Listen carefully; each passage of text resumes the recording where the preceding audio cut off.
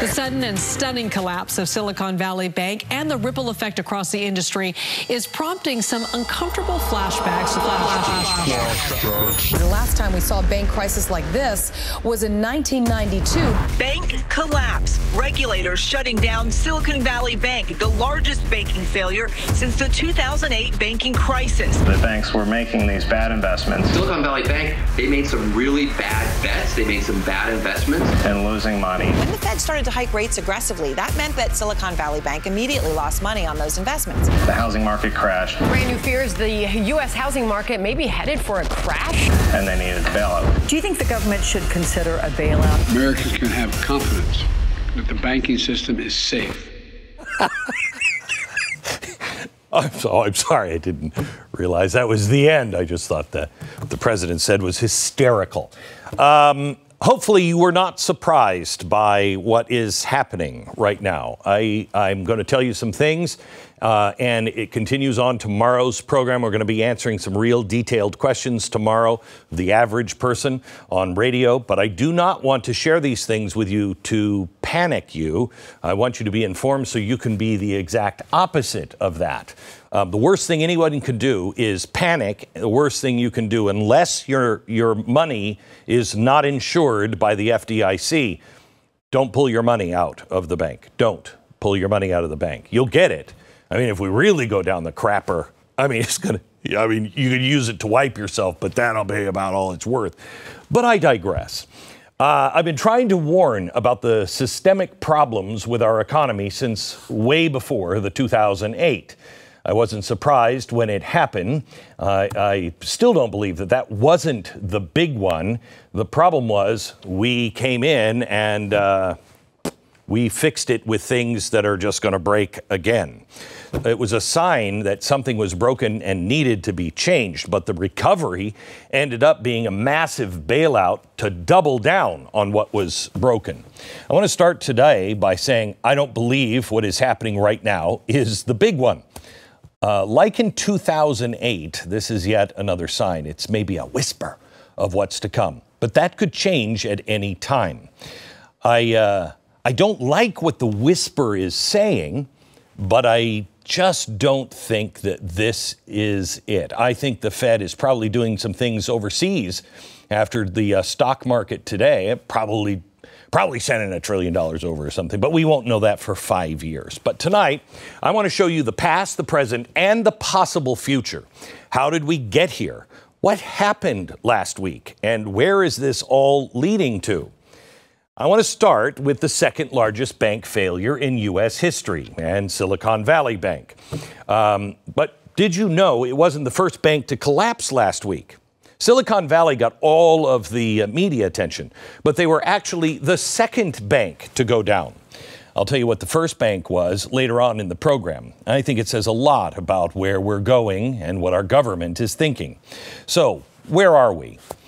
Well, by last Friday, the four biggest banks in the country lost a combined $52 billion in market value. J.P. Morgan lost $22 billion. Bank of America, $16 billion. Wells Fargo, $10 billion. Citigroup, $4 billion. After the collapse of Silicon Valley Bank on Friday, then Signature Bank on Sunday. Now, that one was taken over. They still claim, we would have been fine, but I don't know. But that was the second and third largest crashes in U.S. history. Trading was halted on multiple banks on Monday morning. Bank shares were in free fall for a while. First Republic lost nearly 62%. PacWest dropped 45%. Western Alliance, 47%. Zions, 26%. KeyCorp, 27%. Charles Schwab, 11%. Bank of America, nearly 6%. Wow, it seems the bigger you are, less trouble you have. Trading would be halted multiple times to contain the panic. So what was going on? What were people panicking about? Were Silicon Valley Bank and Signature that significant? Fear. Fear was the primary driver for pretty much all of this. But I want to take a closer look at what happened in Silicon Valley, because that whisper can turn into a shout.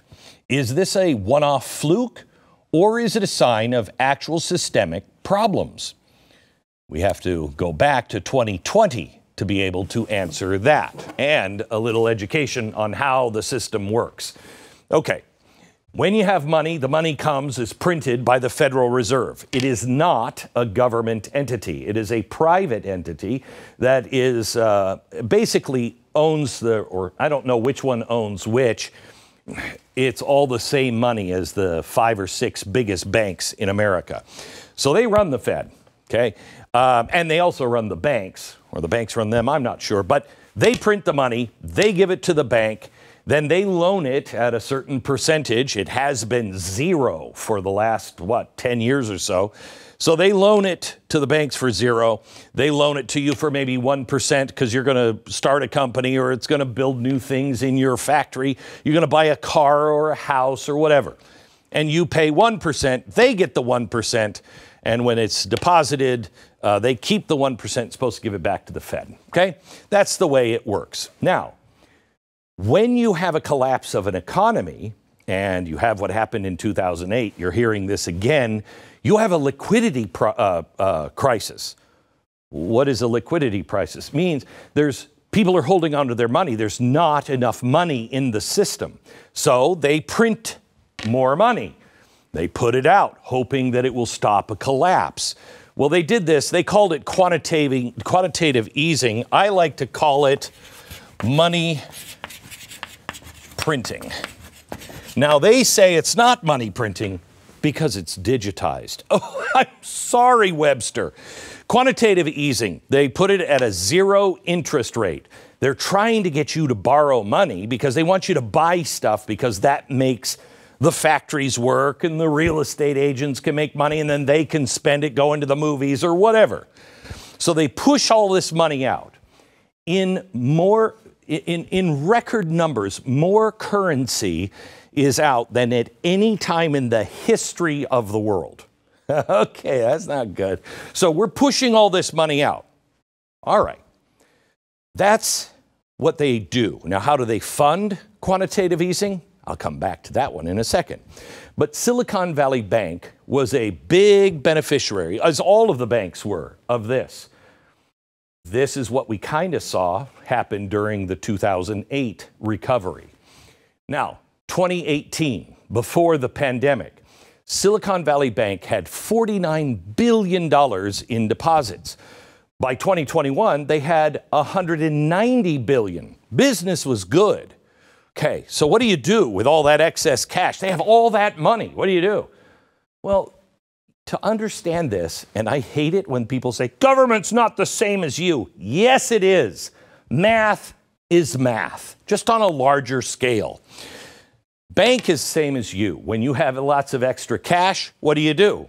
Well, you might put some in a savings. You might put it in your checking account, but you don't put a lot of it in the checking account, and you try to stay away from savings if they're not paying you anything.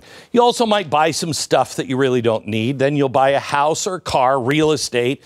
If you want to be smart, you'll invest it in the stock market. Or if you want to be safe, you'd put it in gold or silver. If you want the safest place money could ever go to, you fall down in front of the altar of the almighty government. I have full faith and trust in the federal government.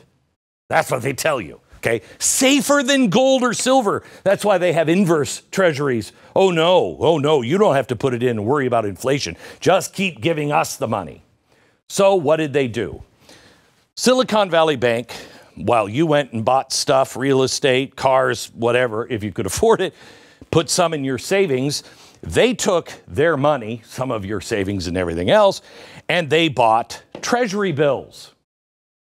Now, this one is a little strange. They bought treasury bills. Everybody was making money. Everything was going well until it wasn't. The reason why this is strange is they bought 10-year treasury bills, and they bought it in the good times. So we all felt good. Oh, man, that's great. Yet we all also realized you can't do this. You can't print massive amounts of cash, as the Fed always does, because you'll get inflation. We couldn't afford to put gas in our cars, buy groceries. The cost of a used car was insane. The operating costs of the tech companies and startups that use Silicon Valley Bank, likewise, all that shot through the roof. The bank's balance began to tumble because the companies in Silicon Valley were not cutting, any of their expenses. They were spending like they were in the good times. So they were pulling money out of the bank. You couldn't afford it, so you were pulling money out of the bank. Other banks started offering you better interest for your savings, so you pulled out of this bank and maybe went to another bank. So the Fed went into their usual autopilot mode because what is inflation? Inflation is too many dollars. They've done that. Chasing too few products. Well, what do? They inflate. If they've inflated, they raise interest rates. This is why. Because then, when you go to get a loan, you're paying the bank. The bank is maybe charging you 8%. The Fed is charging the bank maybe 5%. Okay? So they keep their profit, you bled dry, and they get 5%. And what do they do with the 5% of cash that comes back? They're supposed to put it in the crematorium and burn it. That way they get rid of too many dollars. But the problem with this theory is you're not only destroying the dollars, if you raise the interest rates too high, then you can't buy anything, which means factories have to lay people off. The factories can't build, the jobs start to go away. So it's a really delicate math problem that I have complete confidence in the federal government to figure it out. So, Treasury bonds. They had all these Treasury bonds at Silicon Valley Bank, whatever. But they bought 10-year bills, which means if you're going to invest and you're going to have that money for a while, go ahead, put it in a 10-year investment. However, when you buy them at the good time, the zero interest rate applies to you. They bought bills that were almost at zero, okay?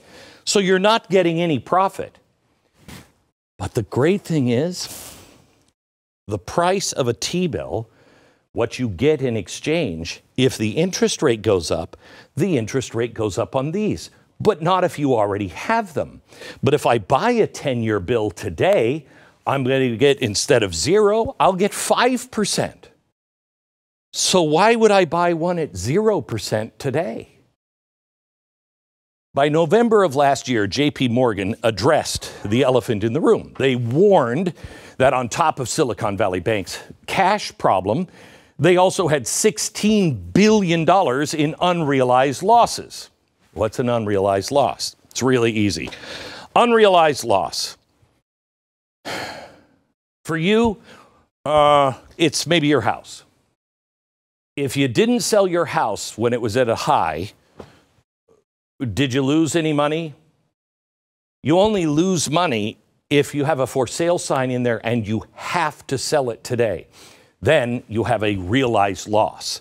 An unrealized loss means, my house isn't worth as much today, but I don't have to sell it, so I'm not going to lose anything. Panic is the problem. If you have to sell your house, then that unrealized loss becomes a realized loss. Well, Silicon Valley, they had an unrealized loss, but because they had people pulling all their money out, they had to have money, so they started selling their bonds. And again, why would I buy a bond from them when I can get 5%?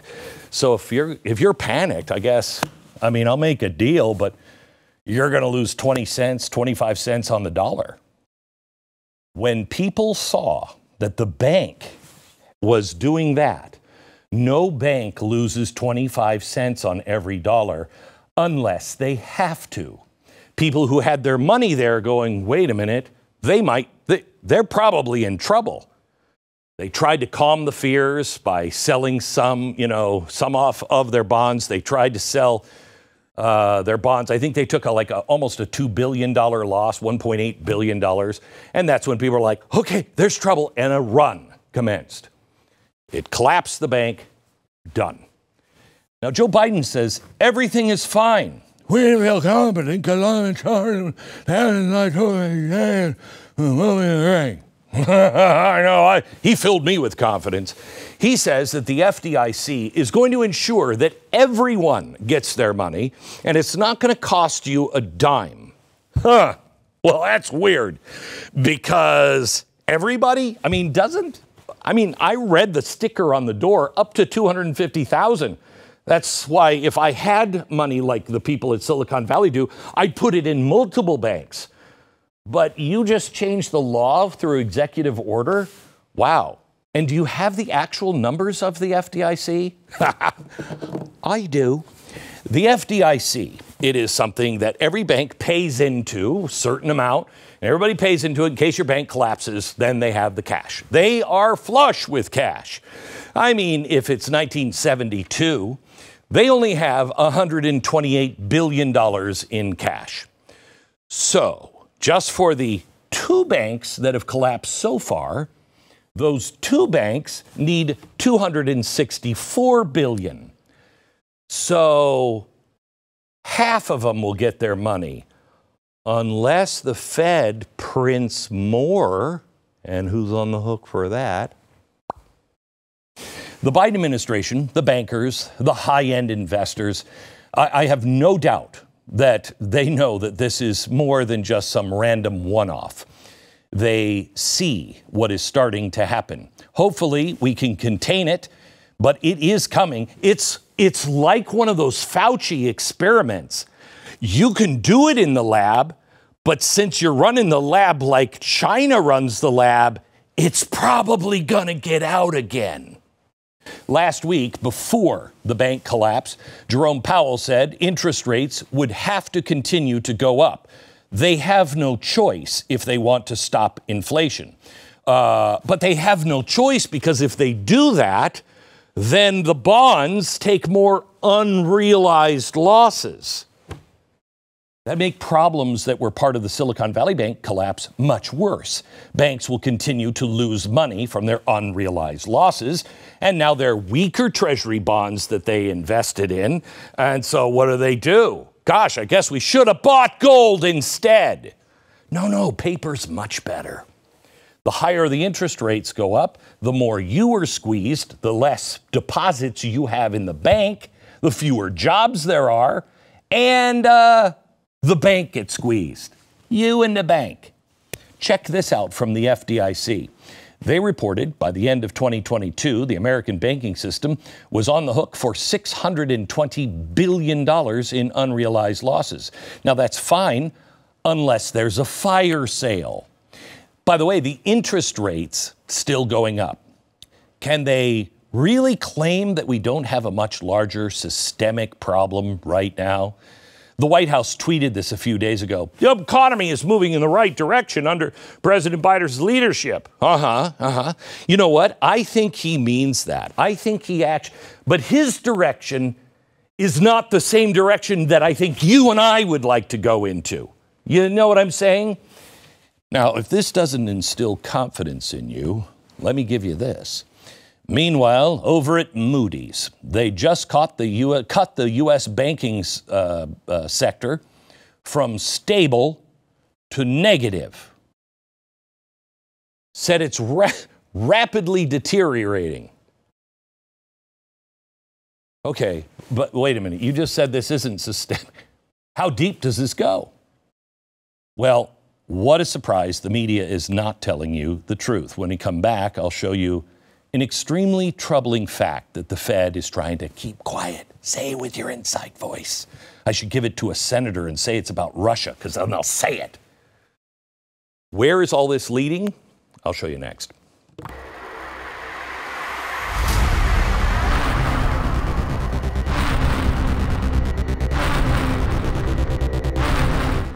Now, I got to tell you, I can't think of a thing that would make me say, I should have some bullets, I should get closer to God, and maybe have some food on hand.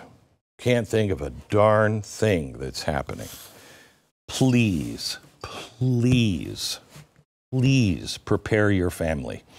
I can be relatively at ease today because I know my family is okay as anybody's going to be, because we have some food storage. So I'm not in full-fledged panic. I did the things I had to do. You need to do those things. Please stock up now. You've got a 3-month emergency food kit. You'll also get $200 worth of survival gear as a free bonus. Listen, I hope this doesn't happen. I hope it doesn't happen, but I think it's pretty inevitable. I just don't know when. It is going to have a terrific change, and we could just pop right out of it in a couple of months and be fine. We may not. This is the way empires are destroyed. My Patriot Supply. I'd rather not eat the zoo animals like they did in Venezuela. I'm just saying. This, My Patriot Supply, much better than a lion. I'm just saying. I wouldn't even know how to prepare a lion. Here's what I want you to do. I want you to go to mypatriotsupply.com, mypatriotsupply.com. You'll get free shipping. Please take advantage of this offer now. I have the ultimate fact check for you. Steve Forbes is going to be on with us in just a second. He's watching the show. No pressure to get it right, Glenn. None at all. He'll correct anything that I got wrong and help me understand and help you understand if we did. I want to show you a graph. Now, this shows Silicon Valley Bank's profits over the past several years. Being in the black was really never a problem. Then the pandemic era, it was like boomtown, right? Then, as I told you earlier, the economy took a nosedive, inflation spiked, then people pulled $42 billion out. If you're a banker, that is the scariest graph you can imagine. That's a run on the bank, okay? So this is the nightmare fuel for banking executives. So if that's the scariest scenario for a bank, let me show you another graph from the United States Federal Reserve. I'm hoping Steve can say, no, Glenn, this isn't what it means. But so far, I think it is. See the massive nosedive right there? Okay. That looks an awful lot like a reverse hockey stick or like the Silicon Valley Bank last week, except worse. It's not good. This is the Fed, as in the top bank in the country, the Central Bank of America that controls everything. Yeah, it shows the data of them having had a quarter that was negative 40 billion, right? Is that the quarter, Jason? I believe it is. Okay, we have a problem. Houston, hello? Can we? NASA? Okay, so what the heck is it? All right. Let me show you the actual document. The Fed it says that it is the earnings remittances due to the U.S. Treasury. What is that? Okay, it's a measure of something mandated in the Federal Reserve Act, and the Fed says, it requires banks to remit excess earnings to the U.S. Treasury, blah, blah, blah, blah. So after they pay for everything, then they take some of their earnings, or they take the earnings and they give it back to the Fed. In other words, once the Fed banks make all their money, then they're required to give the excess to the Treasury. That's nice. I didn't know that. It's usually used to offset the federal deficit. Now, let's go back to that graph. Like Silicon Valley Bank, staying above the line, above the black right there, never really seemed to be an issue. The data shows that from 2011 until the end of 2022, Fed Bank making money. They were delivering all of that excess to the Treasury as per the Federal Reserve Act. Then it took a nosedive like we've never seen literally in its 107-year history. So what's happening? Well, I think the answer is easy as it is infuriating. A little like Silicon Valley. Why would you put your money in T-bills and lock it down for 10 years? That's stupid. And wasn't the guy who did that, wasn't he on the board of the San Francisco Reserve? Yeah. Okay, it's a little frightening. As inflation went up, the Fed responded as their mandate. They raised interest rates. That included the rate that banks use to lend each other money, called the federal funds rate. This chart shows the federal fund rate over the last 10 years. It went to zero right after the crash in 2008. Then it ticked up a bit during the recovery. Then it bottomed back down to stimulate the growth during the pandemic.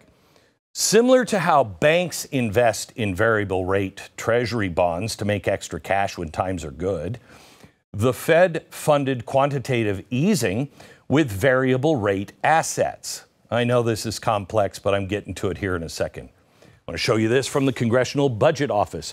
Most of these assets purchased by the Federal Reserve pay interest at fixed rates, but the bank reserves issued by the Federal Reserve to pay for those assets have been variable interest costs. In other words, in an attempt to inject cash into the system and then reining it back in, the Fed drove themselves into the red. They did exactly what's hammering the entire U.S. banking system right now. Thank God there's no panic or an emergency. This banking system, by the way, is the same banking system that yesterday, Glenn, this will never happen, Moody's downgraded to negative. And they say this isn't a sign of a larger problem. They say this isn't something systemic. Well, I may be going out on a limb here, but I don't think I trust the experts right now. Inflation is still out of control. The budget that Biden just gave is almost $7 trillion. The Fed will have no choice but to continue to raise interest rates, which will put both themselves and every other bank caught in the web to incur losses. But if they don't raise interest rates, then inflation continues to rise. What happens to small and medium banks in this scenario? How do they survive? Maybe a bigger question is, and the right one is, how do you survive? And does the Biden administration even want the banks to survive? I mean, the little ones. Do you remember what that socialist that Biden nominated for the comptroller of the currency said? She believed that the U.S. banking system needed to be completely revamped. Small banks would go away and the Fed would be the grantor of loans. Now, if that's the eventual goal, how do you get there? And what is the eventual goal? Let me put this in Marvel terms. A major banking crisis, think Infinity War. And central bank digital currency, Endgame. I don't believe they care if some of the banks collapse, as long as they aren't the banks connected to the Fed. Everything will move toward their desired endpoint.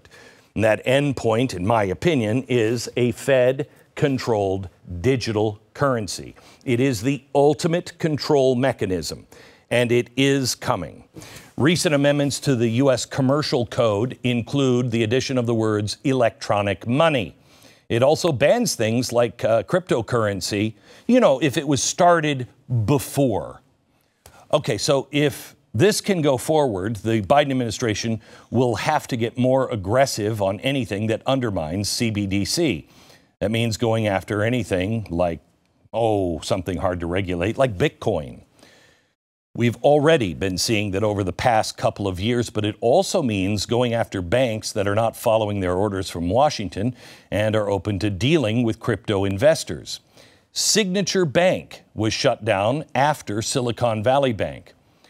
Did you know that they had become the bank for crypto investors? Now, wait a minute. Now I'm starting to believe the board that maybe they weren't on the line and could have survived. But the Fed shut them down. This New York Times article mentions the bank was able to stabilize this panic.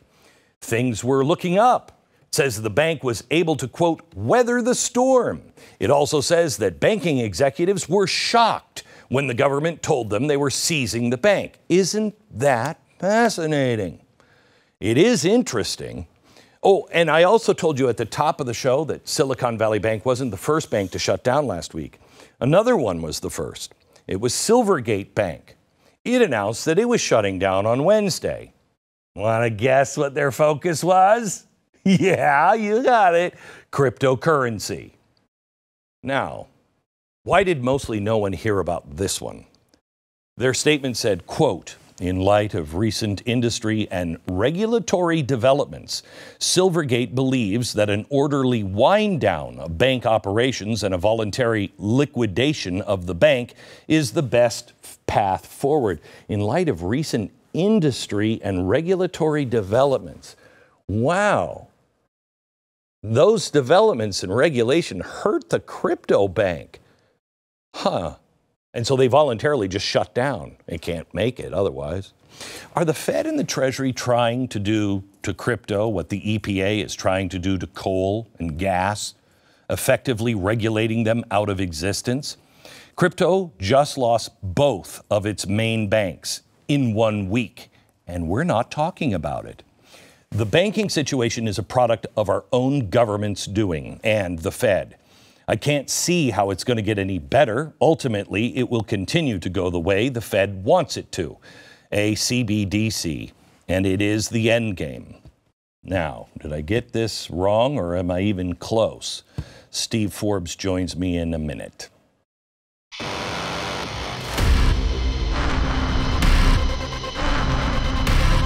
All right, I want to talk to you about your dog's life. It's about to get a whole lot happier and healthier.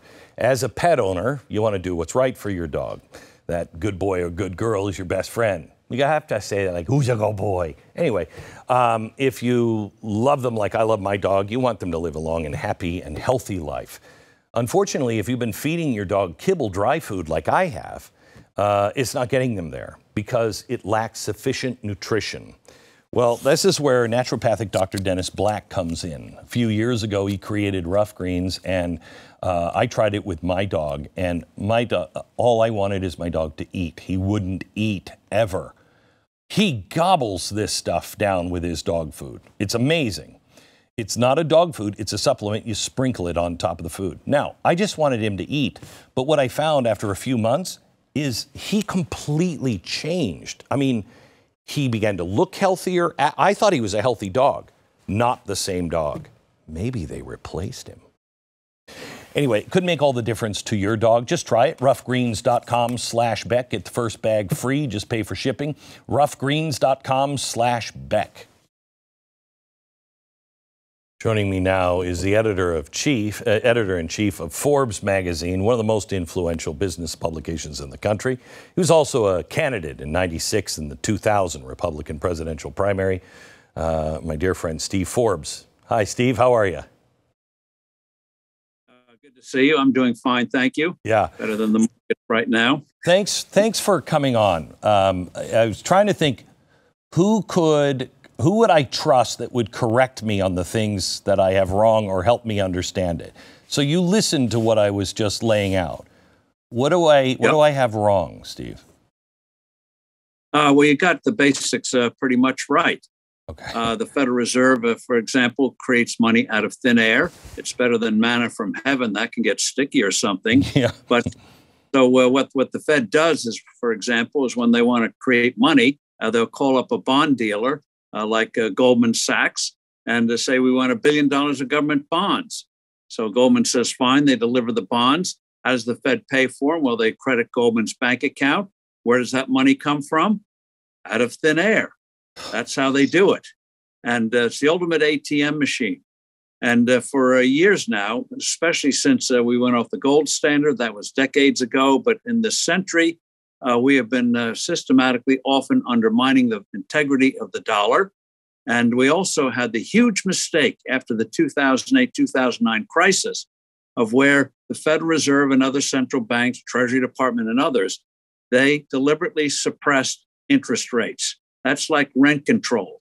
I think it was Larry Summers once said there are two ways to destroy a city. You can either, rather indelicately, so you can either bomb it or put in rent controls.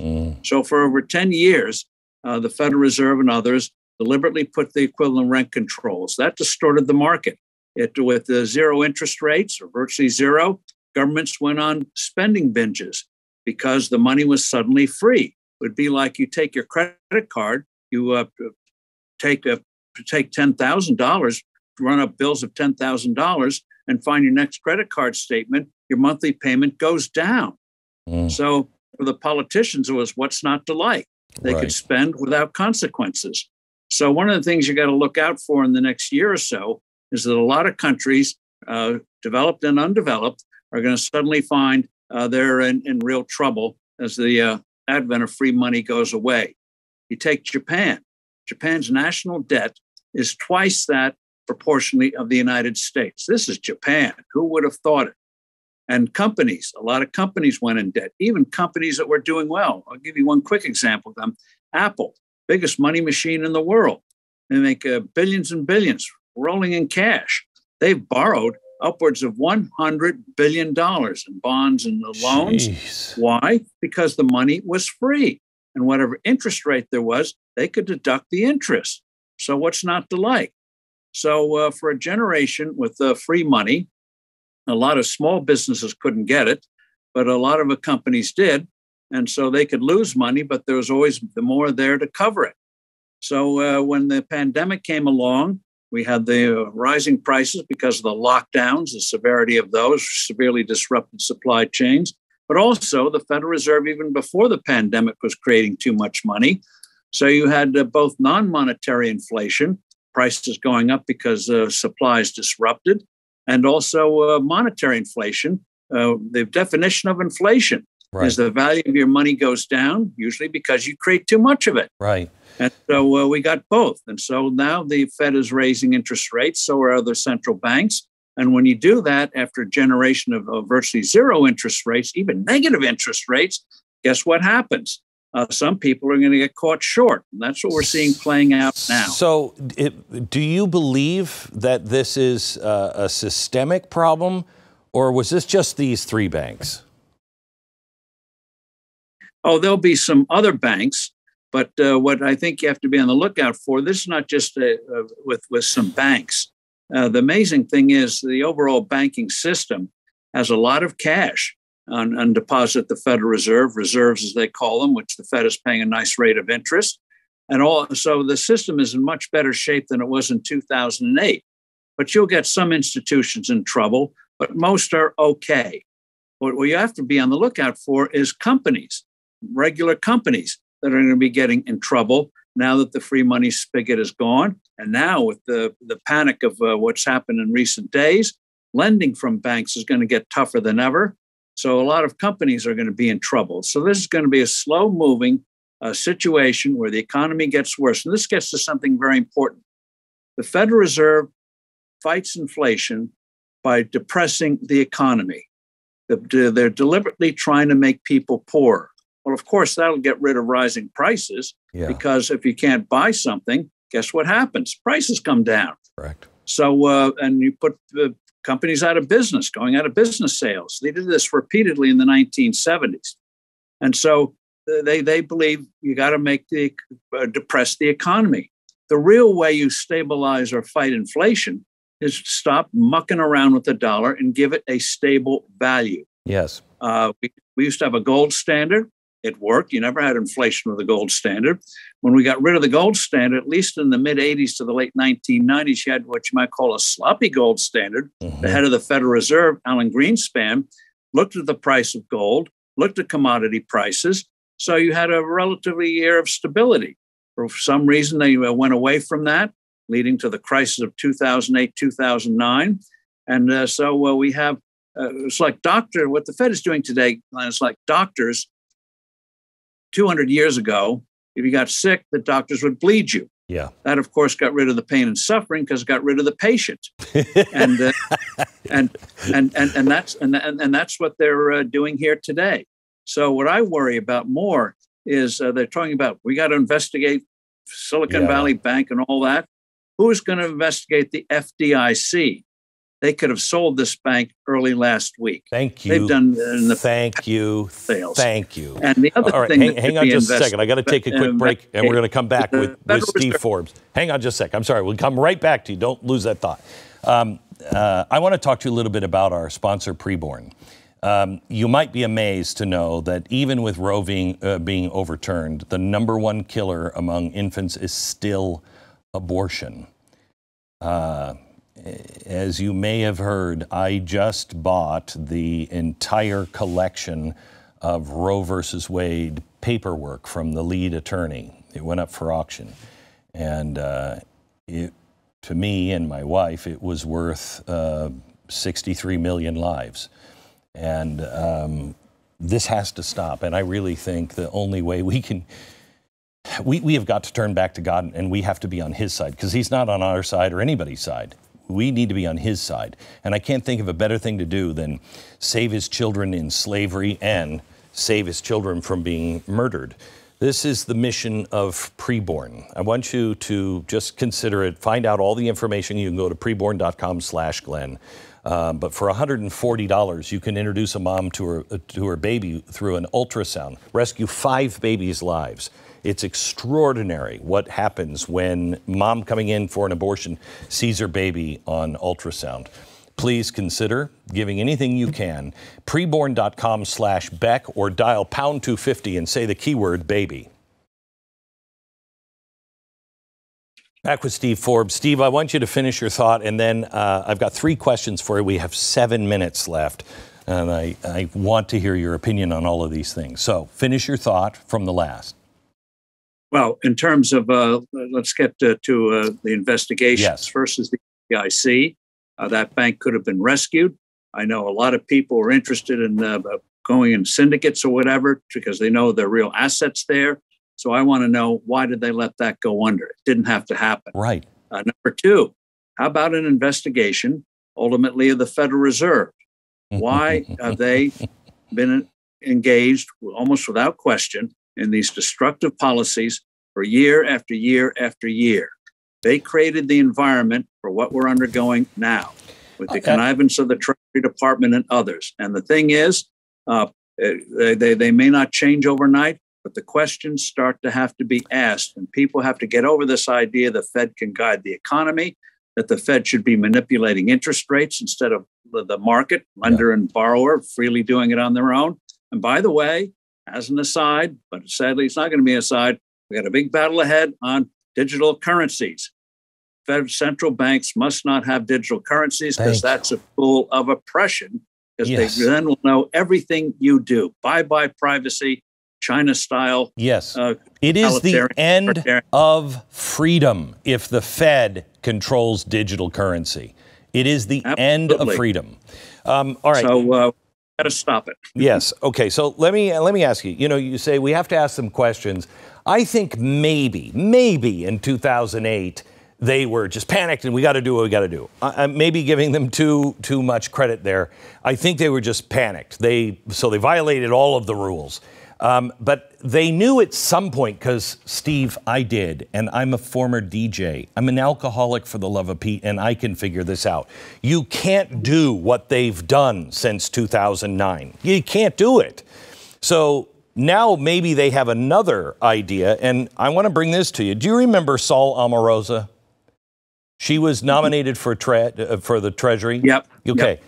She believed that all the other banks should be destroyed and there should only be one bank.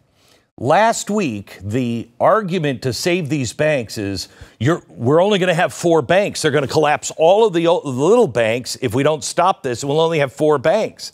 Is it possible we're shooting for just one bank, that's their way to solve the problem that they've created? Well, they can. Well, let's get to modern socialism. In the old days, they thought socialism was the government acquiring property means of production. Right. What the modern socialists have learned is you can control an economy through regulation, and so you can do it with several companies, several banks who know that their survival depends on the sufferance of bureaucrats, and it's not just big entities. They're going after everything. We have, as you know, kitchen wars coming up over gas, for crying out loud. Dishwashers, shower head, the whole panoply. That's where I think they push too far, and I think you're starting to see a counter-revolution on that. But in terms of the banking system, they've got their claws in it already, and they're going to, in the name of preventing future disasters, they're going to put even more clause in. Regulation can't prevent people making mistakes.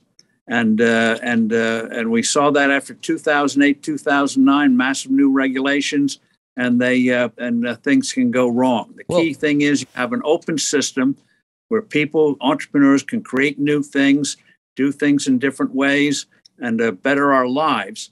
And what they're doing now is they're going to put a huge wrench or a huge blockage on being able to finance new entities. One little thing, once upon a time before regulation went berserk, community banks, local banks were the biggest financiers of new enterprises. You went to the bank. Today, with all the rigmarole you have to go through, they'd be very reluctant to touch a startup because they know the regulators will pounce on them. Yeah. And so this great strength of this country, starting new businesses, lost a real source of financing. And one of the things that gets overlooked, what people don't realize, the group in this country that's starting the most new businesses is the Hispanic community. Very traditionally, you come to this country legally, and you start businesses. Well, a source of capital is going to be dried up as they pile on more and more regs. Do you believe these are some wounds? Do you believe that we can develop a parallel economy? Because the banking system, the insurance system, it's all going the way of the World Economic Forum, which looks very fascistic to me. Everything that Biden is doing looks very fascistic in the traditional sense. State control. What'd you say? It's called state control. Yes. Statism. Right. Statism. So do you think we have a minute and a half? Can we develop, or can we either heal this or develop a secondary economy? I think this is why 2024 is so critical, to get people in who allow this to happen. I think we can undo a lot of the damage of years.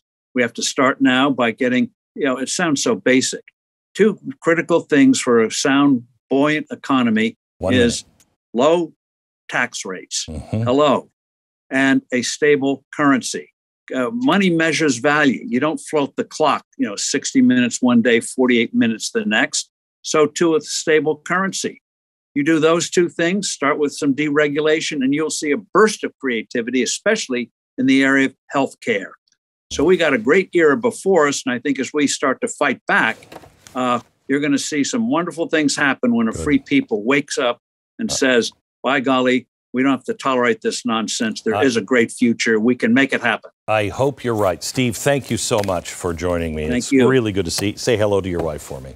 Will do. Thank you. You bet. Tomorrow on radio, we're going to go into a few more questions and answers.